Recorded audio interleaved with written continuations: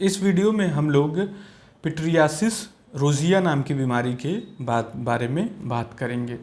तो पिट्रियासिस रोजिया जो होता है एक प्रकार का रैश शरीर में पैदा करता है। ये जो पिट्रियासिस का मतलब होता है स्केली एंड रोजिया मीन्स रेड। तो रेड कलर के पैचेज जिनमें स्केल्स होते हैं, जिसमें कि स्केल्स का जो कैरेक्टर होता है वो भूसे जैसा होता है, मतलब बहुत ही फाइन स्केलिंग होती है, पाउडरी स्केल्स होते हैं जो कि पैचेस पे लगा रहता है। और कई बार सेंटर का एरिया जो होता है खाली होता है और किनारे किनारे स्केल लगे होते हैं। तो रेड कलर के रैसेज होते हैं। तो ये जो रैसेज होते हैं इनमें कभी कभी मरीज को हल्की फुल्की खुजली भी होती है। तो इस रैश का कैरेक्टर ये होता है कि शुरुआत में मरीज़ को लगभग 50% से लेकर के 60% मरीजों में सबसे पहले एक सिंगल पैच आएगा। सिंगल पैच होगा जिसकी साइज 2 से लेकर के 10 सेंटीमीटर तक होती है। तो इस पैच को बोला जाता है मदर पैच या हेराल्ड पैच। तो ये पैच शरीर पे जो ट्रंक वाला एरिया है इसमें सबसे ज़्यादा आता है, मतलब या तो छाती पे आएगा, पेट पे या पीठ पे। उसके बाद ये छोटे छोटे पैचेस मल्टीपल की संख्या में, सैकड़ों की संख्या में नेक्स्ट 10 से 20 दिनों में आ सकता है। मतलब पहले मदर्स पैच आया, उसके बाद मल्टीपल की संख्या में छोटे छोटे पैचेस पूरे शरीर में भर गया। तो ये जो पैचेज होते हैं यूजुअली जो रिब की लाइन है, जो पसलियां हैं उसके लाइन को फॉलो करता है। तो इसीलिए इसका जो टिपिकल पैटर्न बोला जाता है वो बोला जाता है क्रिसमस ट्री पैटर्न रैसेस के। फिर ये जो रैसेज होते हैं ट्रंक पे आ गए, फिर उसके बाद एक्सट्रीमिटीज़ पे आ सकते हैं, मतलब कि हाथ पे, पैर पे। कई बार ऐसा होता है कि शुरुआत जैसे ऐसे हुई कि छाती पे पैचेज आए, फिर पेट पे आया, फिर पीठ पे आया, फिर हाथ में, फिर पैर में। इस तरह से एक टिपिकल पैटर्न में भी रैश का इवोल्यूशन हो सकता है। तो मदर्स पैच आने के 10 से 20 दिन के बाद बाकी बॉडी में पैचेस तेज़ी से या कभी कभी धीरे धीरे भी पैचेस फैलते जाते हैं। चूँकि इनकी संख्या सैकड़ों की संख्या में हो सकती है, तो कुछ पेशेंट्स बहुत ज़्यादा एंग्जाइटी से भर जाते हैं कि अचानक ये पूरे शरीर पे ये किस तरह का रैश पैदा हो गया। इन रैसेस में व्यक्ति को थोड़ी बहुत खुजली होती है, कभी कभी बिल्कुल भी खुजली नहीं होगी। और क्या लक्षण हो सकते हैं? तो कभी कभी रैश आने के पहले या रैश जब आया तो उस समय व्यक्ति की भूख कम हो सकती है, थकान सा लग सकता है, थोड़ा सर्दी जुकाम जैसा लग सकता है, या फिर मलेस की प्रॉब्लम हो सकती है, लॉस ऑफ एपेटाइट, इस तरह की भी दिक्कत, और अच्छा नहीं लगना, मतलब थोड़ा बीमार सा महसूस करना। तो ये सारे लक्षण इसके रैश के साथ में या रैश से पहले आ सकते हैं। कभी कभी हल्का सर्दी खांसी जुकाम की प्रॉब्लम 10 दिन पहले या फिर महीना दिन पहले भी कुछ पेशेंट्स में देखी जा सकती है। नेक्स्ट प्रश्न ये उठता है कि आखिर इसके होने के पीछे कारण क्या है? तो अभी तक इसके होने के पीछे का कारण अच्छे से पता नहीं चल पाया है। मतलब ये किस वजह से होता है, बहुत कॉन्क्लूसिव एविडेंस अभी साइंस के पास उपलब्ध नहीं है। लेकिन कुछ रिसर्च में ये पाया गया है कि ये वायरस ओरिजिन का होता है, मतलब ये एक प्रकार के विषाणु के द्वारा ये रोग पैदा होता है। तो जिसमें कि कुछ रिसर्च में ये पाया गया कि human herpes virus 6 and human herpes virus 7, ये 2 वायरस इस रैश को पैदा करते हैं। लेकिन अब इस तरह के भी रिसर्च उपलब्ध हैं जिसमें ये क्लियरली पाया गया कि इन 2 वायरस से ये इन्फेक्शन नहीं हुआ है। तो कुछ और वायरस या फंगस इम्प्लिकेटेड हाइपोथेसिस में है, मतलब कि फुल प्रूफ नहीं है उनका, मतलब इस तरह की संभावनाएं जताई गई हैं कि इन चीज़ों से हो सकती है। जब किसी चीज़ की जानकारी पूरी तरह नहीं होती है तो उसमें हाइपोथेसिस इम्पॉर्टेंट हो जाता है, मतलब कि संभावनाएं होती हैं कि इस चीज़ से है, इस चीज़ से हो सकता है। तो उसमें ये देखा गया है कि कुछ लोगों को वायरस की वजह से मिला है, कुछ लोगों को ऐसा भी लगा कि बैक्टीरिया की वजह से, कुछ रिसर्चर्स को माइकोप्लाज्मा नाम की बैक्टीरिया की वजह से भी उन्हें लगा। तो ऐसे बहुत सारे इन्फेक्टिव ऑर्गेनिज्म इसके कॉजेटिव फैक्टर में इम्प्लिकेटेड हैं, लेकिन किसी एक बैक्टीरिया वायरस का क्लियर कट प्रूफ नहीं पाया जा सका है। कुछ कंडीशन में ये देखा गया है कि कुछ दवाइयों की वजह से ये रैश पैदा हो सकता है। कभी कभी ये देखा गया है कि जो वैक्सीन लगती हैं उनकी वजह से भी ये रैश पाया गया है, वैक्सीन लगने के बाद ये रैश पैदा हुआ है। जैसे तमाम तरह की वैक्सीन, आपको ऑलमोस्ट जितनी भी वैक्सीन पता हैं तो कहीं न कहीं उनमें से अधिकांश वैक्सीन से ये इस तरह का रैश रिपोर्टेड है रिसर्च में। अभी रिसेंटली कोविड वैक्सीन जो है उनसे भी, उसके बाद भी एसोसिएशन देखा गया।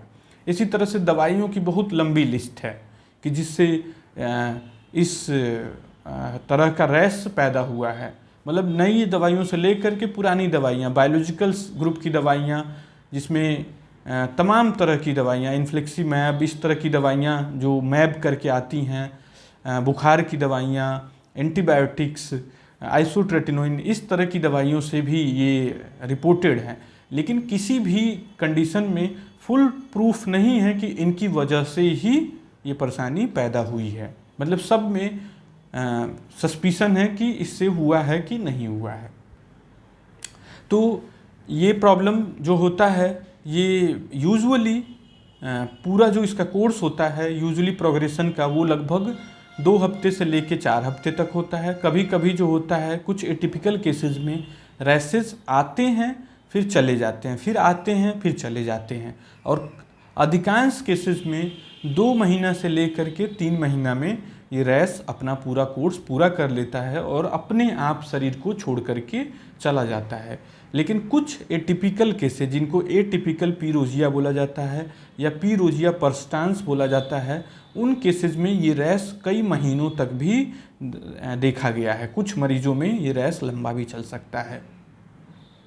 नेक्स्ट जो प्रश्न होता है कि इसकी डायग्नोसिस कैसे हो, तो इसका जो टिपिकल प्रोग्रेस है रैश का, वो इसका डायग्नोसिस बनाने में काफ़ी मदद करता है डॉक्टर्स के लिए। जो टिपिकल प्रोग्रेस है, मतलब यदि मदर्स पैच या हेराल्ड पैच मिल गया तो उससे भी आसानी होती है। फिर जो धीरे धीरे प्रोग्रेस करता है, छाती पे आया, फिर पेट पे आया, फिर पीठ पे आया, फिर हाथ पैर में आया, तो ये सब प्रोग्रेस भी डॉक्टर को असिस्ट करता है कि इस बीमारी के डायग्नोसिस बनाने में।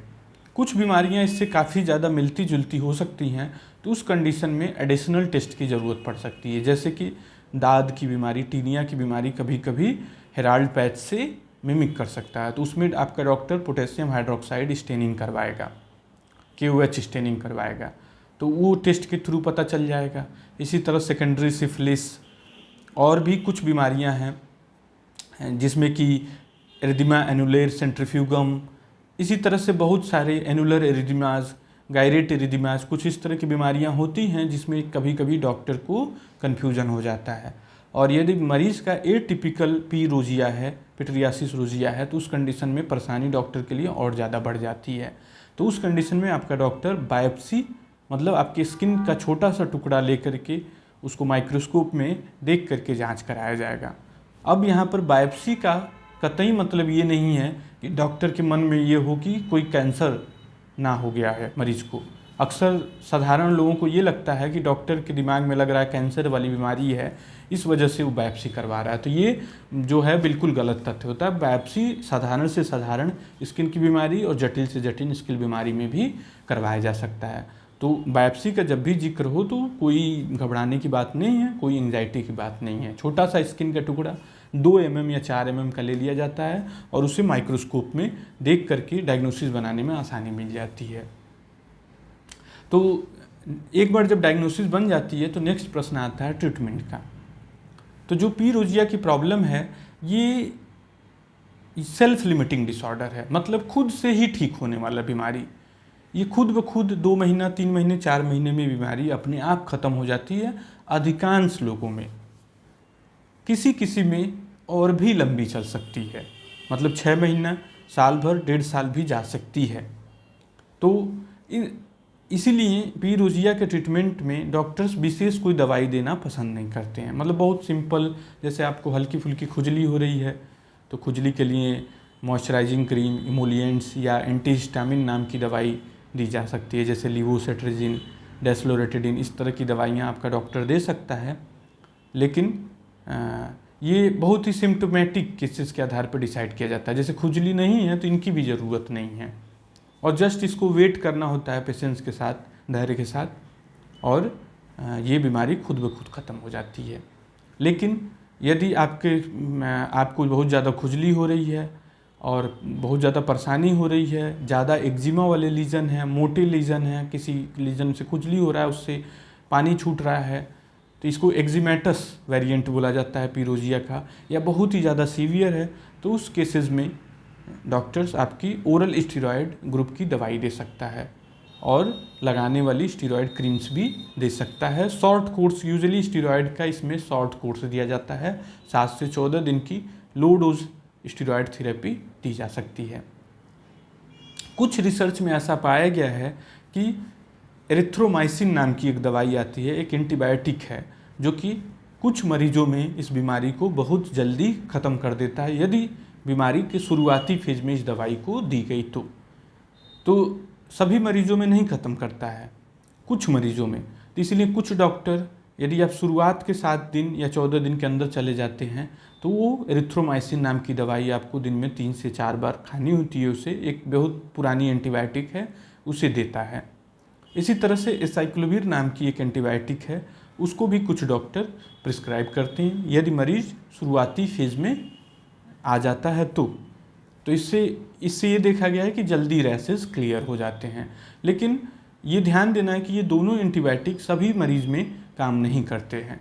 दोनों जो एंटीबायोटिक का नाम लिया मैंने, एसाइक्लोविर या फिर एरिथ्रोमाइसिन, जो दोनों दवाइयाँ हैं, ये बहुत पुरानी दवाइयाँ हैं, यूजुअली बहुत ज़्यादा सुरक्षित होती हैं, सेफ होती हैं, मतलब इनके साइड इफ़ेक्ट होने के चांसेस बहुत ही कम होते हैं या माइनर साइड इफ़ेक्ट्स होते हैं, जिसमें किसी तरह से मरीज़ को घबराने की ज़रूरत नहीं होती है। यदि बहुत ज़्यादा परसिस्टेंट रैश हो, बहुत ज़्यादा दिनों से हो और बहुत ज़्यादा बार बार खुजली, पीड़ा, तकलीफ़ दे रहा हो, तो ऐसे केसेस में कभी कभी अल्ट्रावायलेट बी थेरेपी भी दी जाती है, नैरो बैंड यूवीबी थेरेपी भी दी जाती है।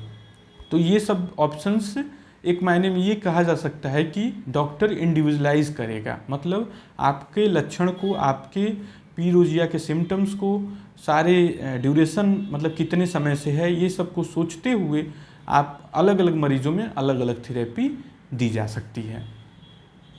तो ओवरऑल एक कंक्लूजन के तौर पर ये कहा जाए तो ये सीधा होगा कि पीरोजिया एक बहुत ही सामान्य एक्जेंथम या रैश है, सिंपल रैश। मोटा मोटा ये बोला जा सकता है कि एक इन्फेक्शन के द्वारा हो रहा है, जिसके अभी तरह से अच्छे से जांच नहीं में पता चल पाया है। इन्फेक्शन की वजह से वो वायरस या बैक्टीरिया की वजह से हो जाता है। कभी कभी कुछ केसेस में वैक्सीन या दवाइयों के द्वारा भी होता है। जो वैक्सीन और दवाइयों के द्वारा देखा गया है पीरोजिया, वो साधारण पीरोजिया से ज़्यादा मजबूत देखा गया है, मतलब कि कभी कभी ज़्यादा समय ले लेता है और ज़्यादा लक्षण भी पैदा कर सकता है। जब भी पीरोजिया के कॉज में इन्फेक्शन की बात की जाती है तो 2 महत्वपूर्ण प्रश्न सामने आते हैं। एक कि पीरोजिया जो है, क्या जब इन्फेक्शन की बात हुई है तो क्या ये एक व्यक्ति से दूसरे व्यक्ति में फैल सकती है कि नहीं फैल सकती है। तो पीरोजिया एक इन्फेक्शियस ओरिजिन का माना तो जाता है, लेकिन ये इसका डायरेक्ट स्प्रेड नहीं देखा गया है, मतलब कि डायरेक्टली ये बीमारी, जैसे कि आप उस व्यक्ति के कांटेक्ट में आएंगे तो हो तो सकता है, लेकिन बहुत कम चांसेस होते हैं उसके होने के। तो इस वजह से इसको इस तरह से माना जाता है कि ये डायरेक्ट स्प्रेड से नहीं फैलता है। शायद ये रेस्पिरेटरी ट्रैक्ट, मतलब सांस के द्वारा फैलता है ये बीमारी, लेकिन डायरेक्ट स्प्रेड से इसके फैलने के जो प्रमाण हैं वो बहुत ही कम हैं या नहीं हैं, ऐसे समझें सीधे सीधे आप। दूसरी चीज़ ये होती है कि यदि पीरोजिया की जो बीमारी है वो बीमारी प्रेग्नेंट लेडीज़ में यदि हो जाए, मतलब पहले ट्राइमेस्टर में हो जाए, शुरुआती कुछ महीनों में हो जाए प्रेगनेंसी के, तो इसका निगेटिव इम्पैक्ट बच्चे के ऊपर पाया गया है। मतलब जो पेट में बच्चा है उसमें कुछ दिक्कतें पैदा कर सकता है। तो ये एक थोड़ी सी प्रॉब्लमेटिक चीज़ इस इन्फेक्शन के साथ पाया गया है। दूसरा, इसका इन्फेक्शन होने के प्रति प्रमाण ये देखा गया है कि ये बीमारी साधारणतः स्किन के डॉक्टर्स में ज़्यादा देखी गई है बजाय जो दूसरे फिजिशियंस हैं। मतलब कि चूँकि ये मरीज़ स्किन के डॉक्टर के पास जाते हैं, तो इस वजह से शायद इन्फेक्शन डॉक्टर्स में भी लग जाता है, तो उनको ज़्यादा देखा गया है। लेकिन यहाँ पर अब इस फैक्ट को थोड़ा केयरफुली इंटरप्रेट करना पड़ेगा कि ज़्यादा तो देखा गया है लेकिन बहुत ज़्यादा नहीं देखा गया है रिसर्च में। और जैसे कि पी रोजिया किसी को हुआ तो उसके परिवार में जो लोग साथ में रह रहे हैं, एक छत के नीचे रह रहे हैं, तो वहाँ पर भी बहुत ज़्यादा चांस नहीं है कि उन लोगों को भी ये इन्फेक्शन फैले। तो इस वजह से इसके इन्फेक्शियस इटियोलॉजी पे हमेशा प्रश्न चिन्ह उठता रहा है, या फिर ये लो लेवल का इन्फेक्शन है, शायद ऐसा माना जाता रहा है। तो आपको केयरफुली इंटरप्रेट करना है। तो इस वजह से पी रोजिया से पीड़ित मरीज को ऐसा नहीं है कि उसके कपड़े या फिर उसका कमरा या उससे दूरी बना लें, उसकी ज़रूरत नहीं है, क्योंकि उसके फैलने के चांसेस बहुत ही कम हैं। तो आपको ऐसे समझना होगा। तो पी रोजिया के बारे में ये एक कंक्लूजन के तौर पे आप ये समझ सकते हैं कि बहुत ही सिंपल प्रॉब्लम है, इसमें घबराना नहीं है। इजी वे में यदि आपको कोई लक्षण हो तो उसका ट्रीटमेंट अपने डॉक्टर से ले लेना है, थोड़ा इंतज़ार करना होगा। ये बीमारी अधिकांश लोगों में अपने आप ख़त्म हो जाएगी। Thank you.